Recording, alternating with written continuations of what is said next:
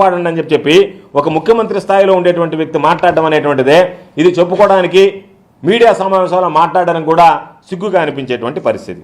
అదేవిధంగా ఒక మాట చెప్పాడు, స్కూళ్ళల్లో డ్రాప్ అవుట్లు తగ్గించాలి, ఎక్కడన్నా పిల్లలకైనా స్కూల్కి పోకపోతే వాళ్ళని ప్రభుత్వ పాఠశాల మాత్రం చేర్చకండి, ప్రైవేట్ పాఠశాలలో చేర్పించండి అన్న. అంటే దాని ఉద్దేశం ఏంది?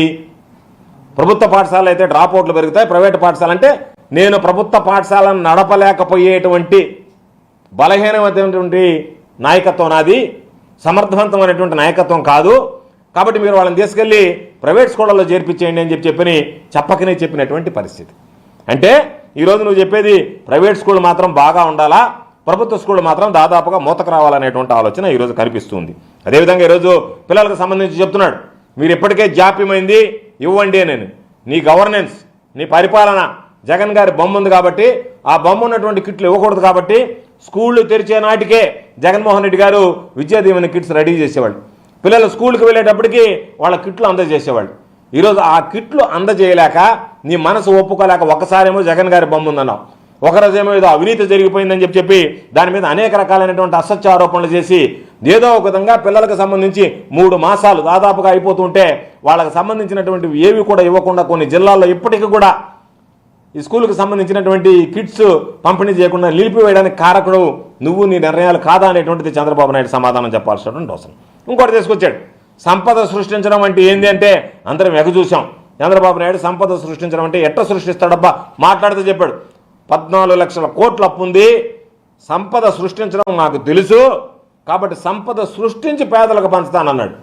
ఈరోజు అదే నోటితో ఏం చెప్పాడంటే మీరు హైవేలన్నీ స్టేట్ హైవేస్ అన్నీ టోల్ గేట్లు పెట్టండి, ప్రభుత్వ ప్రైవేట్ భాగస్వామ్యంతో నడపండి అంటే పేదలకు నువ్వు సంపద పంచినట్ట దోచుకున్నట్ట వాళ్ళ దగ్గర నుంచి, ప్రజల నుంచి నువ్వు సంపద ప్రజలకు పంచాలనేటువంటి ఆలోచన చేస్తున్నావా, దోపిడీకి పాల్పడుతున్నావా? ఈ భారం అంతా ఎవరి మీద పడుతుంది? ఆర్టీసీ బస్సులో పోయినప్పుడు నువ్వు దోచుకుంటే దానికి సంబంధించినటువంటి భారం ప్రజల మీదనే పడుతుంది. దాంతోపాటు నువ్వేం చెప్పావు, అవుట్సోర్సింగ్కి ఇచ్చేయమన్నావు, మెయింటెనెన్స్ మొత్తం ప్రైవేటీకరణ, విద్య వైద్యం వైద్య సేవలు విద్య వస్తే ప్రైవేట్ స్కూల్లో చేర్చమంటే వైద్య సేవలు నేను అప్పుడే అవుట్సోర్సింగ్ పెట్టాను కాబట్టి మరలా అవుట్సోర్సింగ్ విధానాన్ని కొనసాగించండి అని చెప్పి నేను కలెక్టరల్ కాన్ఫరెన్స్లో చెప్పాడు.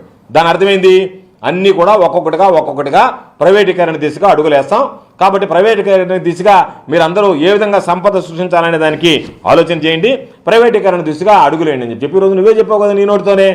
సంవత్సరానికి ఏటా 4 లక్షల ఉద్యోగాలు ఎక్కడ 20 లక్షల ఉద్యోగాలు 5 సంవత్సరాలు నేను కల్పిస్తాను ఉద్యోగ ఉపాధి అవకాశాలు అని చెప్పి నిరుద్యోగులకు చెప్పావా లేదా?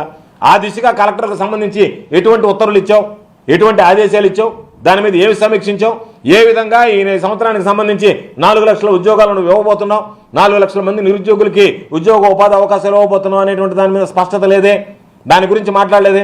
గంటల ఒకదంపుడు ఉపన్యాసంలో ఈ ప్రభుత్వాన్ని విమర్శించడం, జగన్మోహన్ రెడ్డి గారి ప్రభుత్వాన్ని, నీ ప్రభుత్వాల గురించి నువ్వే డబ్బా కొట్టుకోవడం తప్ప ఎక్కడా కూడా ఇదో స్పష్టమైనటువంటి ప్రణాళిక, ఓ స్పష్టమైనటువంటి రోడ్ మ్యాప్ నిన్న దురదృష్టం కనిపించలేదు. నేను అనుకున్నా చంద్రబాబు నాయుడు చాలా అనుభవజ్ఞుడు అనుకున్నాను కదా, చంద్రబాబు నాయుడుకి అసలు తలపని చేస్తుందా అనిపించింది ఆ సమీక్ష చూసిన తర్వాత, నిన్న ఆ సమీక్షలో వచ్చినటువంటి వార్తలు విన్న తర్వాత.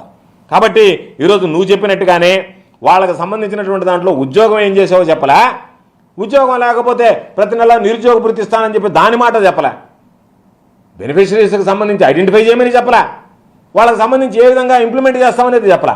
ఇచ్చినటువంటి ఏ హామీని కూడా నిలబెట్టుకునేటువంటి దిశగా నువ్వు అడుగులు వేయాలి. ప్రజలు నీ మీద నువ్వు ఇచ్చినటువంటి హామీలకు ఆశపడి చంద్రబాబు నాయుడు మారి ఉంటాడు, ఈసారి అయినా ఇస్తాడేమో గతంలో మోసం చేసినా అని చెప్పి నీకు ఓట్లు వేస్తే చంద్రబాబు నాయుడులో మార్పు లేదు అని మరొకసారి నువ్వు ప్రజలకు తేటతలం చేసావు. అది నీ నిర్ణయంలో మార్పు ఉండదు, నువ్వు మారవు అనేటువంటిది రుజువు చేసావు. కాబట్టి నీ ఆలోచన, నీ విధానం ప్రజలను నమ్మించడం, మోసగించడం అనేటువంటిది చంద్రబాబు నాయుడు నైజం. కాబట్టి మరోసారి ప్రజలు చంద్రబాబు గారిని నమ్మి మోసపోయారు. ఎందుకు చెప్తున్నాం ఈ విషయాలన్నీ అంటే నిన్న జరిగినటువంటి కలెక్టర్ల కాన్ఫరెన్స్, అదేవిధంగా జగన్ గారు 2019 జూలై 24న అధికారంలోకి వచ్చిన తర్వాత కలెక్టర్ల కాన్ఫరెన్స్ పెట్టాడు. కలెక్టర్ కాన్ఫరెన్స్లో స్పష్టంగా చెప్పాడు ఆయన, నవరత్నాలు ఏదైతే నేను ప్రజలకు హామీ ఇచ్చానో దానిని ఏ విధంగా ఇంప్లిమెంట్ చేయాలి, ఏ విధంగా ఇంప్లిమెంట్ చేద్దామో మీ దగ్గర ఏదైనా ప్రణాళికలు ఉంటే ముందుకు తీసుకురండి, ప్రతి మంత్రి పేషీలో మేనిఫెస్టో ఉండాలి, ప్రతి కలెక్టర్ దగ్గర మేనిఫెస్టో ఉండాలి, మీరు ఏ విధంగా మేనిఫెస్టోని ఇంప్లిమెంట్ చేయడానికి ప్రతి ఒక్కటి అర్హత కలిగినటువంటి ప్రతి ఒక్కరికి ఇవ్వడానికి ఏ విధంగా చేస్తారనేటువంటి దాని మీద దృష్టి పెట్టండి. దానికి సంబంధించినటువంటి సూచనలు సలహాలు ఇవ్వండి.